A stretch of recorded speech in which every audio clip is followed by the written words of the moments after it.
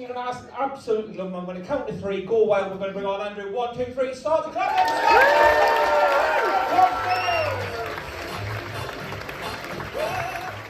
Hello guys, how's it going? What's that, nice shirt? Cheers mate. What's he like? Not my choice this, it's my girlfriend's. She doesn't like me when I wear it, she hates it. She feels that when I wear this exact combo, that I look like the leader of a far-right party. So, happy to be here.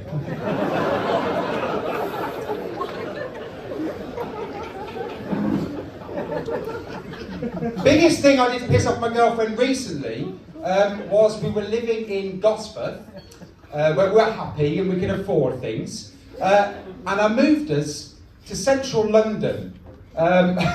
Yeah, she's really pissed off with me right now. We moved because of my job.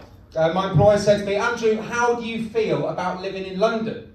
I was like, well, I'm up for relocating, but London, really? He was like, well, it's either that or I've got a site in Norwich. I was like, I'll take my chance in London, you know what I mean?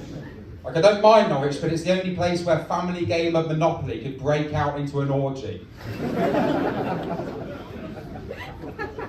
Bit of a stereotype, that, isn't it? It's true, apparently. I do not want to ask how you found that out. But one thing I do know is that there's stereotypes about London as well, isn't there? That they're all miserable. That's true, by the way. I've done numerous gigs since I've been there. Not one laugh. Miserable. So I love Newcastle. I lived here for 10 years and I moved in September. Big difference between London and Newcastle though. My rent, for example, for a 1-bed flat for me and my girlfriend, is £2,000 a month. Yeah. And so what we've done to save money is we've started meal prepping. Great in theory, but in reality, I'm currently on day 3 of a 6-day lasagna. You know, most comedians, they get up here on this stage and they dream of one day having their own Netflix special. I'm just dreaming of having Netflix.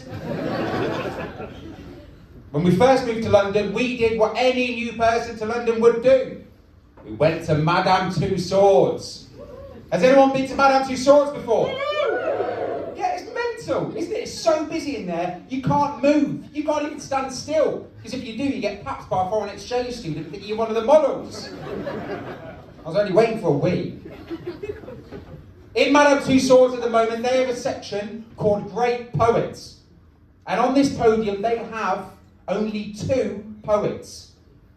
Now, one is William Shakespeare, one of the greatest writers of all time, with numerous successful plays and over 150 sonnets. The other, Stormzy. Yeah, do you know what?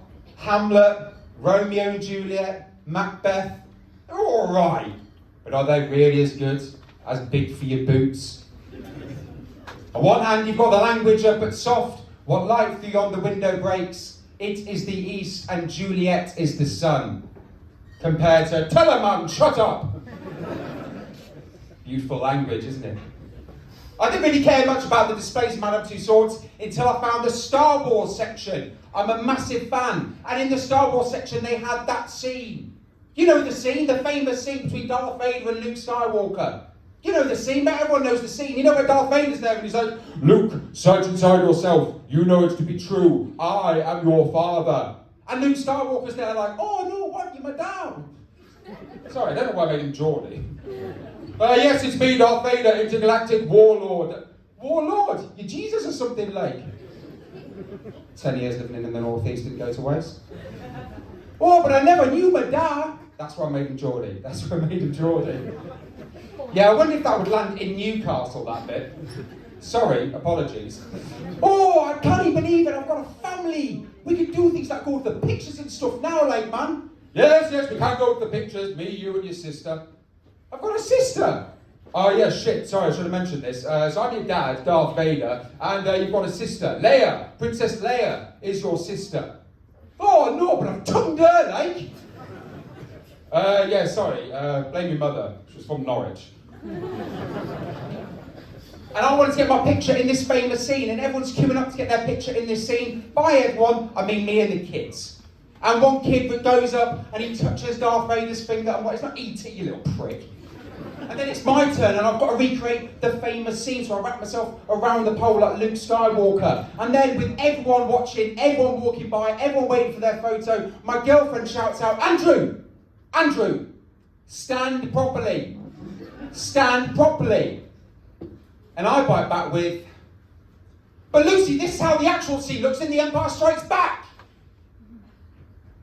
And if you're in the room at Madame Tussauds that day, you could actually hear my penis go back inside of its body. So to summarise, I've just moved to London, I'm incredibly skint, and now my girlfriend won't have sex with me anymore. Thank you very much.